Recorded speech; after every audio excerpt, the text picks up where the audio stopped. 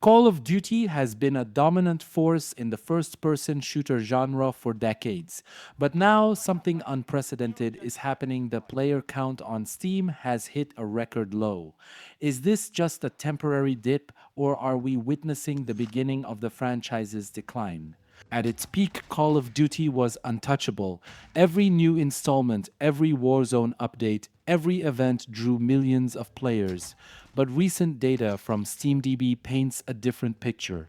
The player count has dropped to just over 54,000, a massive decline from its record peak of 223,000 back in November 2022. This is a drastic drop, and players are asking one question: what went wrong? Black Ops 6 was supposed to be a return to form.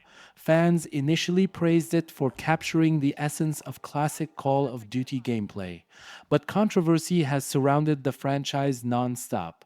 Monetization changes, controversial AI experiments, and skins that don't fit the game's aesthetic have all fueled player frustration.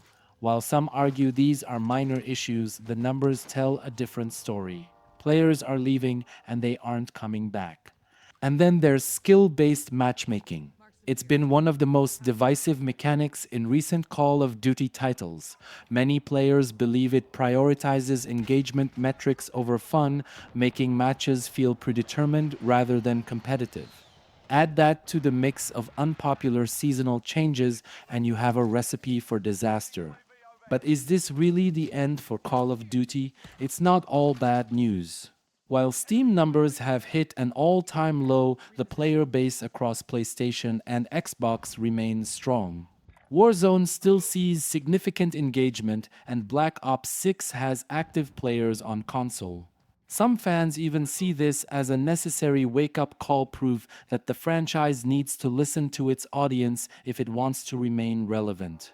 The real question now is, will Activision and the Call of Duty developers take action? Will they address the concerns that have driven players away? Or will Call of Duty continue on its current path, risking further decline? One thing is certain: the FPS genre is more competitive than ever. Games like Battlefield, Halo, and even newer shooters are looking to capitalize on Call of Duty's missteps. If changes aren't made, Call of Duty could find itself in a position it hasn't been in for decades, on the outside looking in.